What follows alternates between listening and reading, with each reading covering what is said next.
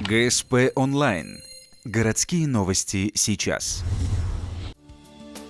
С 9 апреля 2014 года в Ухте можно встать на очередь в детский сад через интернет. Приходить лично в управление образования, как это было раньше, теперь не нужно. Достаточно подать заявление через соответствующий сайт. Единственное условие – электронной версии копий свидетельства о рождении и документов о льготах. Информация о постановке в очередь на детский сад будет выслана на ваш электронный адрес. Менее чем за месяц нововведением воспользовались уже порядка 10 человек.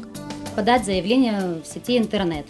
Это мы можем сделать через портал, единый портал государственных и муниципальных услуг, либо через государственную информационную систему электронное образование.